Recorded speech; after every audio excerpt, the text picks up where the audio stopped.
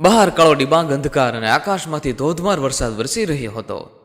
Train એની પૂરી રફતારથી અવાજ કરતી પાટા ઉપર દોડી રહી હતી. વરસાદના ભારે ટીપા બારીના કાચ પર અથડાઈને એક ડરામણો અવાજ કરી રહ્યા હતા. પણ એ અવાજ કરતા ક્યાંય વધુ ભયાનક તોફાન કોચ S4ની સીટ નંબર 23 પર બેઠેલી એક 22 વર્ષની દીકરીના હૈયામાં ઘૂઘવી રહ્યું હતું. તેના ધ્રુજતા હાથમાં એક મોબાઈલ ફોન હતો. સ્ક્રીન પર પડતા આંસુઓને લૂછ્યા વિના જ તે સતત એક જ નંબર ડાયલ કરી રહી હતી. રડી રડીને તેની હાલત એટલી ખરાબ થઈ ગઈ હતી કે આંખો સોજીને લાલ ચોળ થઈ ગઈ હતી અને શ્વાસ લેવામાં પણ ડૂસકા ભરાઈ રહ્યા હતા. ફોન કાને લગાવતા જ ફરી એકવાર એ જ નિર્દય અવાજ ગૂંજતો, તમે જે નંબર પર સંપર્ક કરવા માગો છો તે હાલમાં સ્વિચ ઓફ છે. આ સાંભળતા જ તે પોતાનો ચહેરો બંને હાથમાં છુપાવીને હૈયાફાટ રુદન કરી રહી હતી. તો મિત્રો, આખરે એવું તો શું થયું હતું ટ્રેનમાં એકલી જઈ રહેલી આ દીકરી સાથે? અને કોનો નંબર હતો જેને તે સતત ડાયલ કરી રહી હતી? મિત્રો, આ એક એવી ઘટના છે જે આપના હૃદયને હચમચાવી દેશે. તો થોડો સમય કાઢીને દરેક ભાઈઓ તથા બહેનો આ ઘટનાને અંત સુધી જરૂરથી સાંભળજો. તો મિત્રો, આ હૃદયદ્રાવક ઘટનાની શરૂઆત કંઈક આવી રીતે થાય છે. વાત છે રાજકોટના એક પરિવારની. ઘરમાં પિતા કલ્પેશભાઈ, માતા આશાબેન અને તેમની એકની એક લાડકવાઈ દીકરી સાક્ષી. કલ્પેશભાઈના જીવનની સૌથી મોટી કમાણી જો કોઈ હોય તો એ હતી એમની દીકરી સાક્ષી. સાક્ષીએ નાનપણથી જ જે વસ્તુ પર આંગળી મૂકી તે કલ્પેશભાઈએ હાજર કરી દીધી હોય. એને એટલા લાડકોડથી મોટી કરી હતી કે સાક્ષીના પગ નીચે ક્યારે કાંટો પણ નહોતો વાગવા દીધો. મારા પપ્પા દુનિયાના બેસ્ટ પપ્પા છે. સાક્ષી નાનપણથી જ આખા ઘરમાં કિલકારીઓ કરતી ફરતી અને કલ્પેશભાઈ એને વહાલથી ગળે લગાડીને કહેતા, તું મારી દીકરી નથી બેટા, તું મારો શ્વાસ છે. જ્યાં સુધી હું જીવું છું ત્યાં સુધી મારી દીકરીની આંખમાં ક્યારે આંસુ નહીં આવવા દઉં. સાક્ષીને નાનપણથી જ મોંઘા કપડાં, લેટેસ્ટ મોબાઈલ, ફરવા માટે ગાડી, જે માગ્યું તે બધું જ એના કદમોમાં હાજર થઈ જતું. આશાબેન ઘણીવાર કલ્પેશભાઈને ટોકતા, તમે દીકરીને બહુ માથે ચડાવી છે, આટલા બધા લાડ સારા નહીં. પણ કલ્પેશભાઈ હસીને વાત ટાળી દેતા. સમય પોતાની ગતિએ વહેતો ગયો. સાક્ષીએ સ્કૂલનો અભ્યાસ પૂરો કર્યો અને કોલેજમાં કદમ મૂક્યો. કોલેજની નવી દુનિયા, નવી ફ્રેન્ડશીપ અને યુવાનીનો એ ઉંબરો. સાક્ષી દેખાવે ખૂબ જ સુંદર અને સ્વભાવે મળતાવડી હતી. બધું જ બરાબર ચાલી રહ્યું હતું. પરિવારમાં ખુશીઓનો કોઈ પાર ન હતો. એક દિવસ સાંજે આખો પરિવાર ડાઇનિંગ ટેબલ પર જમવા બેઠો હતો. કલ્પેશભાઈ ખૂબ ખુશ દેખાઈ રહ્યા હતા.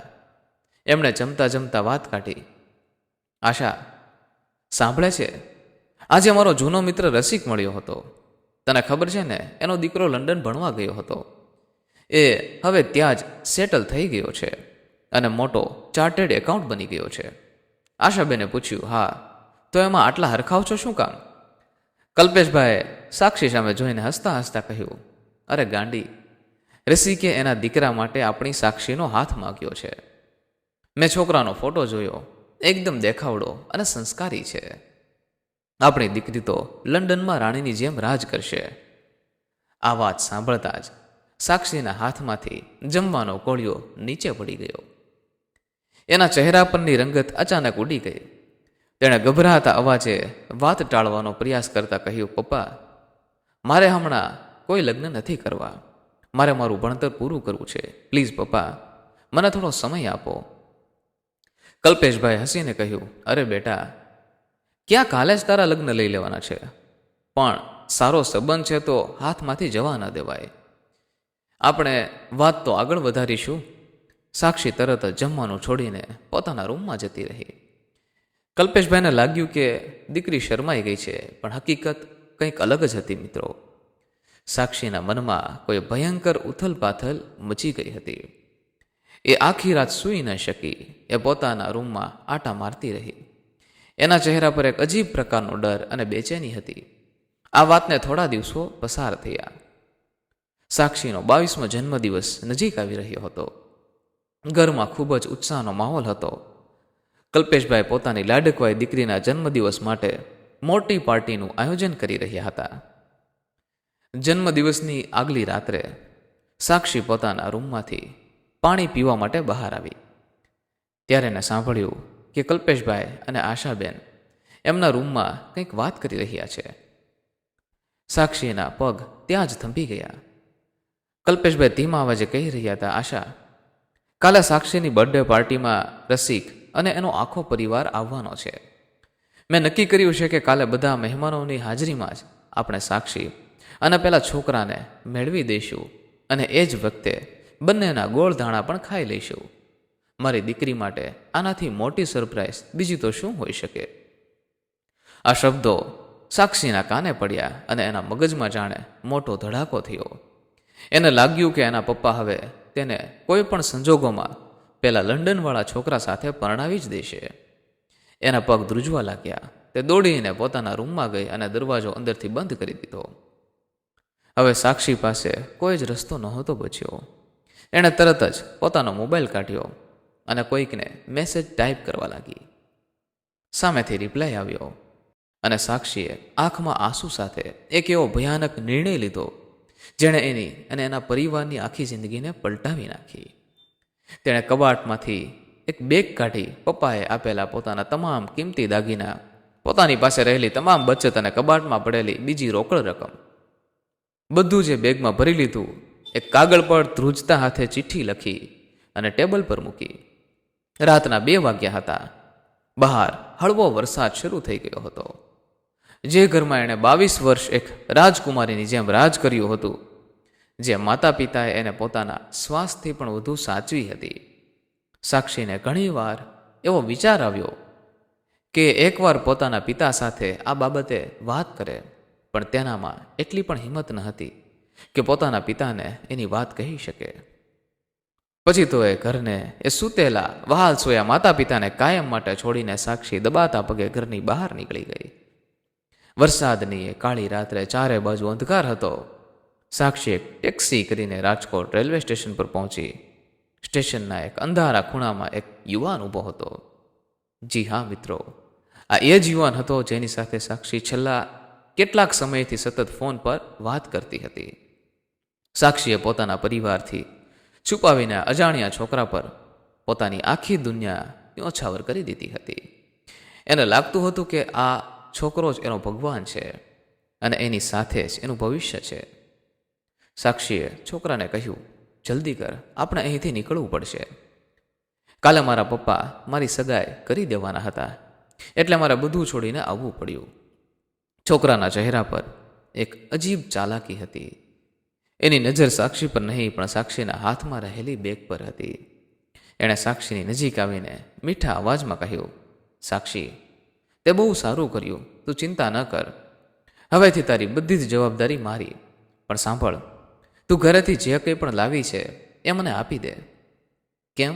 સાક્ષીએ થોડા આશ્ચર્યથી પૂછ્યું. અરે ગાંડી સમજ, અત્યારે તું ગભરાયેલી છે. તારી પાસે આટલા બધા દાગીના અને પૈસા રાખવા સુરક્ષિત નથી. હું મારી પાસે સાચવીને રાખીશ. અને હા, તારો આ મોંઘો સ્માર્ટફોન પણ મને આપી દે અને એને બંધ કરી દે. ફોન કેમ? જો સાક્ષી, સવારે જ્યારે તારા પપ્પાને ખબર પડશે ત્યારે સીધા પોલીસ સ્ટેશને જશે. પોલીસ તારા ફોનનું લોકેશન ટ્રેક કરીને આપણને રસ્તામાં જ પકડી પાડશે. આપણું બધું જ પ્લાનિંગ બગડી જશે. તું એક કામ કર, આ મારો જૂનો નાનકડો કીપેડવાળો ફોન રાખી દે. આમાં કોઈ લોકેશન ટ્રેક નહીં થાય.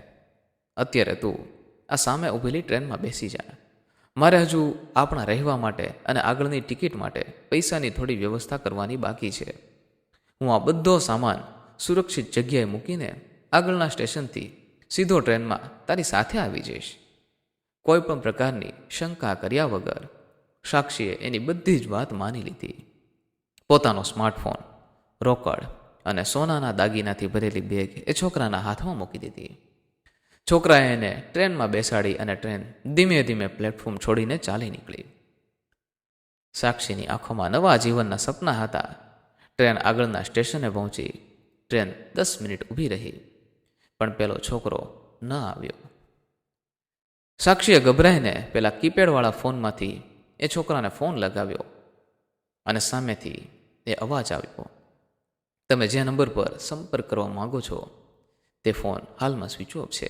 બીજી તરફ રાજકોટમાં સવાર પડી. સૂરજ ઉગ્યો, પણ આ પરિવાર માટે આજનો દિવસ જિંદગીનું સૌથી મોટું અંધારું લઈને આવ્યો હતો. કલ્પેશભાઈ વહેલા ઉઠી ગયા હતા. આજે એમની લાડકીનો જન્મદિવસ હતો. એ હસતા મુખે હાથમાં એક મોટું ગિફ્ટ બોક્સ લઈને સાક્ષીના રૂમનો દરવાજો ખખડાવતા બોલ્યા, હેપી બર્થડે મારી ઢીંગલી, ઊભી થા ચાલ. કોઈ જવાબ ન મળ્યો એટલે એમણે દરવાજો ખોલ્યો, પણ રૂમ ખાલી હતો. પલંગ પર કોઈ ન હતું.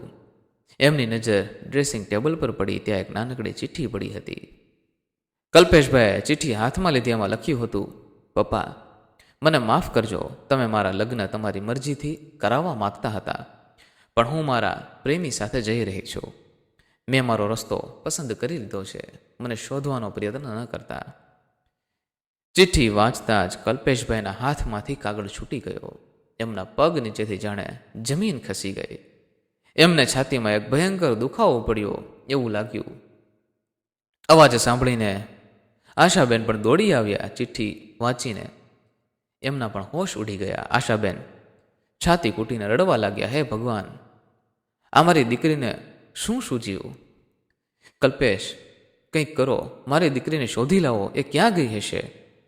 જે દીકરી માટે કલ્પેશભાઈએ પોતાનું લોહી પાણી એક કર્યું હતું, જેની એક સ્માઇલ માટે એમણે દુનિયા આખી સાથે બાથ ભીડી લીધી હતી, એણે જ આજે એમના હૃદય પર સૌથી મોટો છરો ભોગ્યો હતો.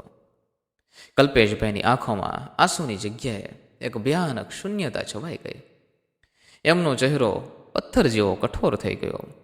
એમણે દાંત પીસીને આંસુઓને અંદર ઉતારતા કહ્યું, આશા, ચૂપ થઈ જા. આજથી એવું જ માનજે કે આપણે કોઈ દીકરી હતી જ નહીં. હું પોલીસમાં કોઈ ફરિયાદ લખાવા જવાનો નથી અને કોઈને શોધવા પણ નથી જવાનો. જેણે મારી આખી જિંદગીની કમાયેલી આબરૂના લીરે લીરા ઉડાડ્યા છે, એ આજથી મારા માટે હંમેશા માટે મરી ચૂકી છે.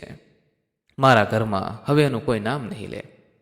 આટલું બોલતા બોલતા એ બાપ અંદરથી કેટલો તૂટી ગયો હશે એનો અંદાજ લગાવવો પણ મુશ્કેલ છે મિત્રો. બહારથી કઠોર દેખાતોય પિતા અંદરથી લોહીના આંસુ રડી રહ્યો હતો. તો ચાલો મિત્રો ફરી એ કોચ નંબર S4ની એ સીટ નંબર 23 પર. સાક્ષીની આંખો સામે હવે માત્ર અંધારું છવાઈ રહ્યું હતું. મોડી રાત થઈ ગઈ હતી. પેલા છોકરાનો કોઈ જ અતોપતો ન હતો. વારંવાર ફોન કરવા છતાં પણ માત્ર એક જ જવાબ આવતો હતો કે ફોન બંધ છે. સાક્ષીને હવે ધીમે ધીમે સમજાઈ ગયું હતું કે એની સાથે બહુ મોટો દગો થયો છે. એના જે સપનાઓએ એને લૂંટી લીધી હતી. તે ટ્રેનમાંથી નીચે કૂદી પડવાનો વિચાર કરતી દરવાજા પાસે જવા ઊભી થઈ, પણ ટ્રેન એટલી સ્પીડમાં હતી કે એની હિંમત ન ચાલી. તે પાછી પોતાની સીટ પર આવીને ધ્રુસકે રડવા લાગી. પરંતુ આગળ આ દીકરી સાથે કંઈક એવી ઘટના બનવાની હતી મિત્રો, જેની એણે સપનામાં પણ કલ્પના નહીં કરી હોય.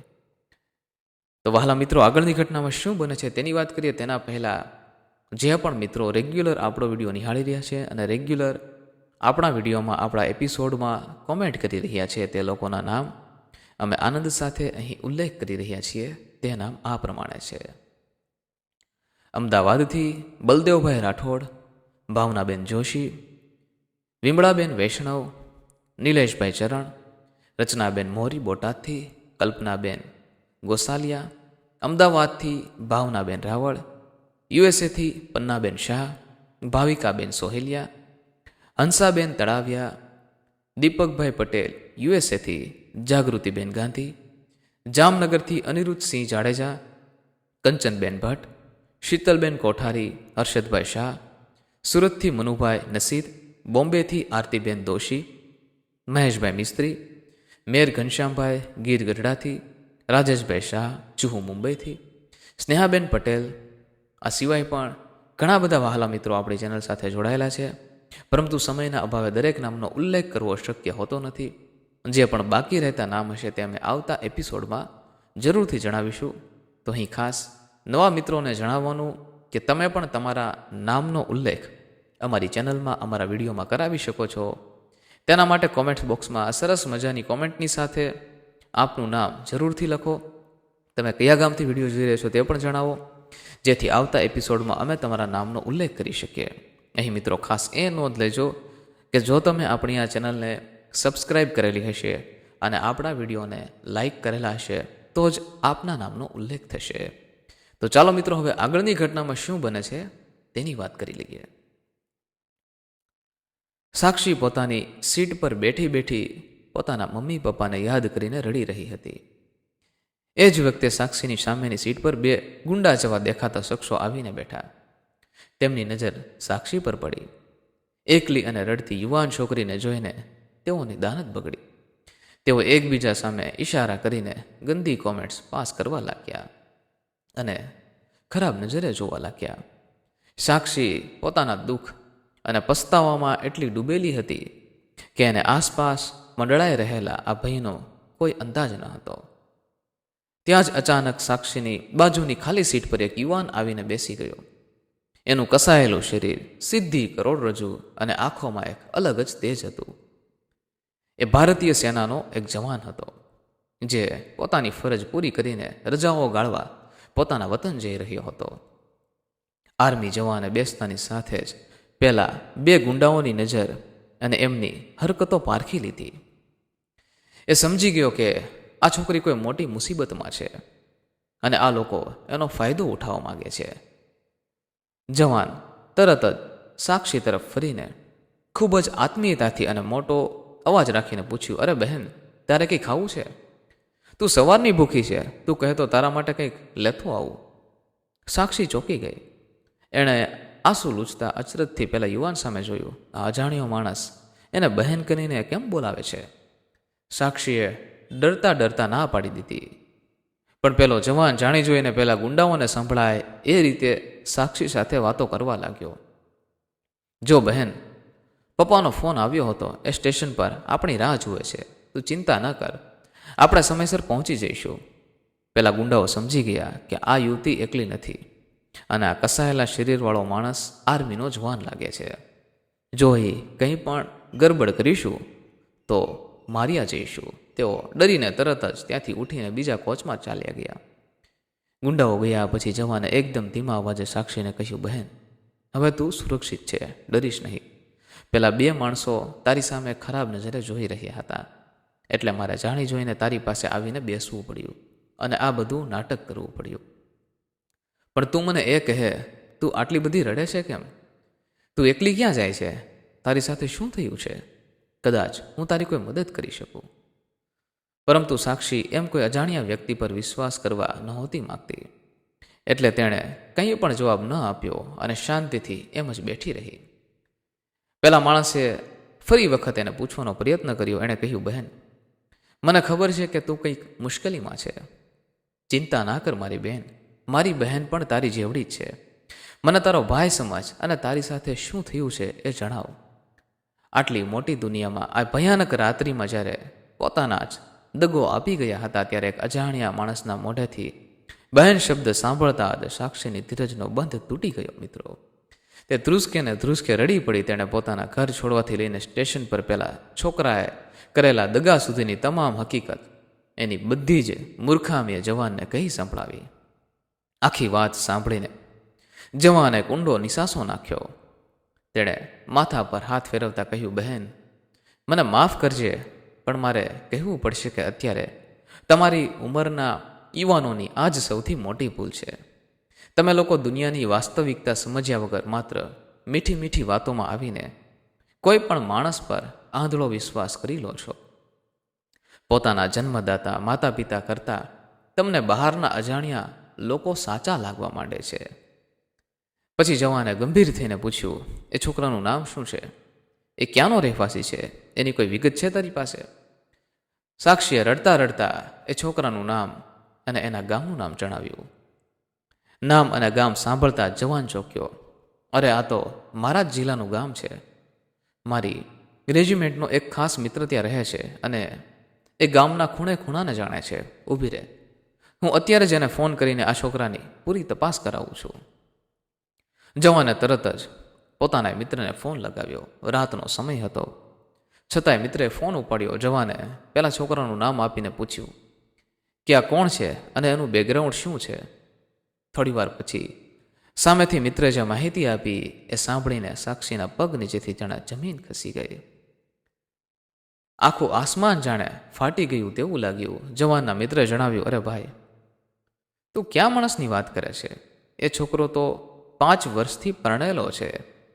એને તો 4 વર્ષની એક દીકરી અને 3 વર્ષનો એક દીકરો પણ છે. એ કોઈ કામ ધંધો નથી કરતો, પણ બસ આવી જ રીતે મોટા ઘરની માસૂમ છોકરીઓને પોતાની જાળમાં ફસાવીને એમને લૂંટવાનો જ ગોરખ ધંધો કરે છે. એની પર તો 2-3 કેસ પણ થયેલા છે. ફોનનું સ્પીકર ઓન હતું. આ સાંભળીને સાક્ષીના માથા પર જાણે વીજળી પડી. એને ચક્કર આવવા લાગ્યા. જે માણસ માટે એણે પોતાના ભગવાન જેવા માતા પિતાને રડતા મૂક્યા, જે ઘરની ઇજ્જતને એણે રસ્તા પર લાવી દીધી, જેની માટે એણે પોતાની આખી જિંદગી દાવ પર લગાવી દીધી, એ એક પરિણીત 2 બાળકોનો બાપ અને એક રીઢો ગુનેગાર હતો. સાક્ષીની આંખોમાંથી હવે આંસુ પણ સુકાઈ ગયા હતા. હવે માત્ર અનહદ પસ્તાવો જ બચ્યો હતો. તે પોતાનું માથું પકડીને રડી રહી હતી કે હે ભગવાન, અમે શું કરી નાખ્યું? મેં મારા પપ્પાનું ઘર બરબાદ કરી નાખ્યું. જવાને સાક્ષીને શાંત પાડતા સમજાવી, જો બહેન, જે થઈ ગયું તે થઈ ગયું, પણ તું ઈશ્વરનો આભાર માન કે તું કોઈ ખોટા હાથમાં જતા બચી ગઈ છે. ભલે તારા પૈસા અને દાગીના ગયા, પણ તારી આબરૂ અને તારી જિંદગી બચી ગઈ છે. હવે તારી પાસે એક જ રસ્તો છે. તું ચૂપચાપ તારા માતા પિતા પાસે ઘરે પાછી જતી રહે.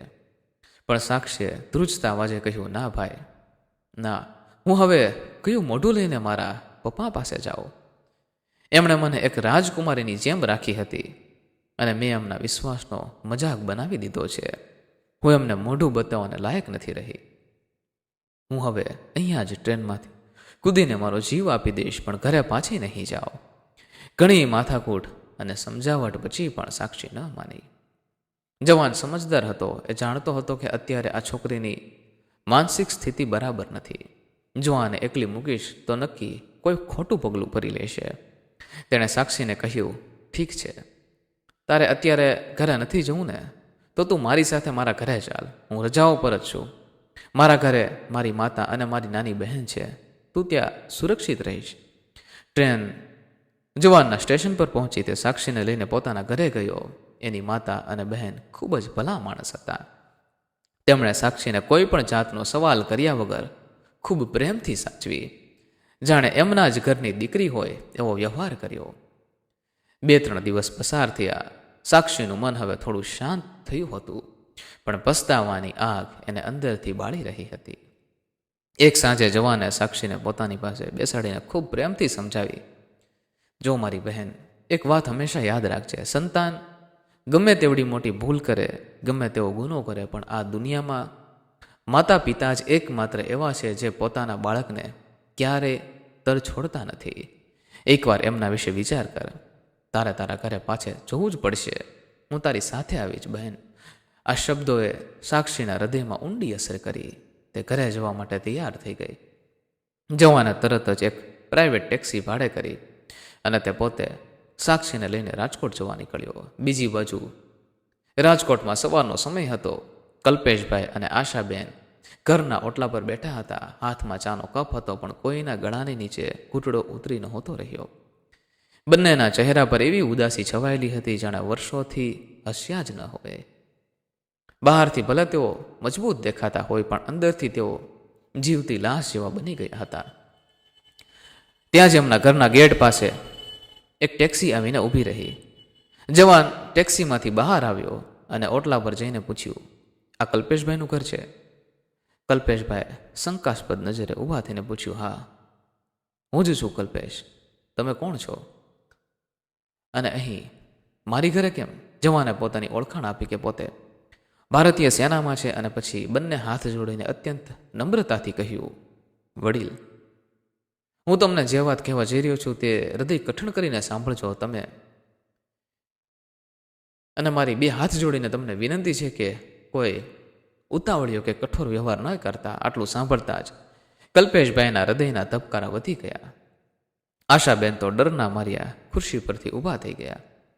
તેમને લાગ્યું કે કદાચ તેમની દીકરી સાથે કોઈ મોટી અનહોની થઈ ગઈ છે અને આ આર્મીવાળો એના કોઈ ખરાબ સમાચાર લઈને આવ્યો છે. ત્યારબાદ જવાને ટેક્સીના પાછળના દરવાજા તરફ ઇશારો કર્યો. દરવાજો ધીમેથી ખુલ્યો અને અંદરથી સાક્ષી ધ્રુજતા પગે નીચી નજરે બહાર આવી. એની આંખો રડી રડીને સાવ સોજી ગઈ હતી. ચહેરો સાવ નિસ્તેજ અને ફીકો પડી ગયો હતો. પોતાની દીકરીને જીવતી જોઈને એક પળ માટે તો મા બાપના જીવમાં જીવ આવ્યો, પણ બીજી જ ક્ષણે કલ્પેશભાઈનો દબાયેલો ગુસ્સો જ્વાળામુખીની જેમ ફાટી નીકળ્યો. એમની આંખો લાલ ચોળ થઈ ગઈ. એમણે જવાનને આંગળી ચીંધીને મોટા અવાજે રાડ પાડી, કોણ છે આ છોકરી? હું આને નથી ઓળખતો. મેં તમને કહ્યું ને કે મારી કોઈ દીકરી છે જ નહીં. આ અમારા માટે ક્યારની મરી ગઈ છે અને આ મારા ઘરની અંદર ક્યારે પગ નહીં મૂકી શકે. આને પાછી લઈ જાઓ જ્યાંથી લાવ્યા છો ત્યાં. સાક્ષી ત્યાં જ જમીન પર ફસડાઈ પડી ગઈ અને ધ્રુસકે રડવા લાગી. આશાબેનથી રહેવાયું નહીં. માતૃત્વ જાગી ગયું, પણ કલ્પેશભાઈના ભયંકર ગુસ્સાના ડરથી એ પણ ત્યાં જ જળની જેમ ઊભા રહીને ચોધાર આંસુ સારવા લાગ્યા. જવાને ખૂબ શાંતિથી કલ્પેશભાઈનો હાથ પકડ્યો અને કહ્યું, સર, 1 મિનિટ, માત્ર 1 મિનિટ શાંતિથી બેસીને મારી વાત સાંભળી લો. જો મારી વાત સાંભળ્યા પછી પણ તમને લાગે કે આને ઘરમાં નથી લેવી, તો હું એને મારી સગી બહેન કરતાં પણ વિશેષ સાચવીશ. તમને ક્યારે એનો ચહેરો નહીં બતાવો. કલ્પેશભાઈ થોડા શાંત થયા. જવાને ટ્રેનથી લઈને અત્યાર સુધીની બધી જ હકીકત કહી સંભળાવી. પેલા છોકરાનો દગો, ગુંડાઓનો ભય, સાક્ષીની લાચારી, પેલો છોકરો પરિણીત હતો એ સત્ય અને સાક્ષીનો અત્યારનો પસ્તાવો, બધું જ આખી વાત સાંભળીને કલ્પેશભાઈનું પથ્થર જેવું હૈયું હવે ધીરે ધીરે પીગળી રહ્યું હતું. એમની આંખોમાંથી પણ આંસુ વહેવા લાગ્યા હતા. એમણે જમીન પર બેસીને રડતા રડતા કહ્યું, અરે ભાઈ, મેં આ દીકરીને કેવી રીતે મોટી કરી હતી એ માત્ર મારો રામ જાણે છે. એણે જે માગ્યું મેં એના હાથમાં મૂક્યું હતું. એને કોઈ દિવસ મેં દુઃખનો છાંટો પણ અડવા નથી દીધો. મેં મારી દુનિયા એના નામ કરી દીધી હતી અને એણે એક સાવ અજાણ્યા માણસ માટે એક જ રાતમાં અમને પારખા કરી દીધા, અમારા પ્રેમને ઠુકરાવી દીધા. આ શબ્દો સાક્ષીના કાળજાને ચીરી રહ્યા હતા. મિત્રો, તે ઘૂંટણભેર દોડીને કલ્પેશભાઈના પગમાં પડી ગઈ. એના પપ્પાના પગ પકડીને એ એટલું રડી કે કદાચ ભગવાન પણ ઉપરથી આંસુ સારી રહ્યો હશે. પપ્પા, મને માફ કરી દો, મને માફ કરી દો. હું ખૂબ મોટી ભૂલ કરી બેઠી છું. હું આંધળી થઈ ગઈ હતી. પપ્પા, મને એકવાર માફ કરી દો. હું તમારી ગુનેગાર છું. અંતે પિતાનો પ્રેમ જીતી ગયો અને અહંકાર હારી ગયો. કલ્પેશભાઈ સાક્ષીના માથા પર હાથ મૂક્યો, એને ઊભી કરી અને ગળે વળગાડી લીધી. આશાબેન પણ દોડીને બંનેને ભેટી પડ્યા. આખો પરિવાર એકબીજાને ભેટીને ચોધાર આંસુએ રડી રહ્યો હતો. આ અદ્ભુત દ્રશ્ય જોઈને પેલા આર્મી જવાનની આંખમાં પણ જળજળી આવી ગયા હતા. કલ્પેશભાઈએ જવાનનો હાથ પકડીને કહ્યું, બેટા, તે માત્ર મારી દીકરીનો જીવ નથી બચાવ્યો, તે આખા પરિવારને મરતો બચાવી લીધો છે. તું આજથી મારો દીકરો છે. ત્યારબાદ કલ્પેશભાઈ સાક્ષીના આંસુ લૂછતા કહ્યું, બેટા, જે ગયા એ માત્ર પૈસા અને દાગીના હતા. તું સહી સલામત મારી પાસે આવી ગઈ છે, એ જ મારી સૌથી મોટી કમાણી છે. દીકરી, આપણે પેલા છોકરા સામે કોઈ પોલીસ ફરિયાદ કે કાયદાકીય કાર્યવાહી નથી કરવી. ભલે એણે દગો કર્યો, પણ એ પરણેલો છે. એના ઘરમાં પણ કોઈકની દીકરી છે અને 2 નાના નિર્દોષ બાળકો છે. આપણે આપણી ખુશી માટે કે આપણા બદલા માટે કોઈ બીજા નિર્દોષની જિંદગી બરબાદ નથી કરવી. બેટા, ભગવાને આપણને બચાવી લીધા, બસ એટલું જ ઘણું છે. આ ઘટનાએ સાક્ષીને જિંદગીનો સૌથી મોટો પાઠ ભણાવી દીધો. ત્યારથી સાક્ષીએ આર્મી જવાનને પોતાનો સગો ભાઈ માની લીધો અને દર રક્ષાબંધને એને રાખડી બાંધવા લાગી. એને સમજાઈ ગયું હતું કે દુનિયાની કોઈ પણ ખુશી પોતાના માતા પિતાનું હૃદય દુખાવાથી નથી મળતી. વહાલા મિત્રો, આ માત્ર એક કાલ્પનિક કહાની નથી, પણ આજના સમાજની એક ખૂબ જ કડવી અને ડરામણી વાસ્તવિકતા પણ છે. આજે આપણા સંતાનો સોશિયલ મીડિયાની આભાસી દુનિયામાં એના ટ્રેપમાં ફસાઈને એવા નિર્ણયો લઈ રહ્યા છે જેનાથી તેમની જિંદગી બરબાદ થઈ જાય છે. કોઈ પણ અજાણી વ્યક્તિ પર આંધળો વિશ્વાસ કરીને પોતાની આખી જિંદગીનો નિર્ણય માત્ર થોડા દિવસોના પરિચયમાં લઈ લે છે અને પરિણામ છેલ્લે આવી જ ભયાનક ઘટનાઓ બને છે.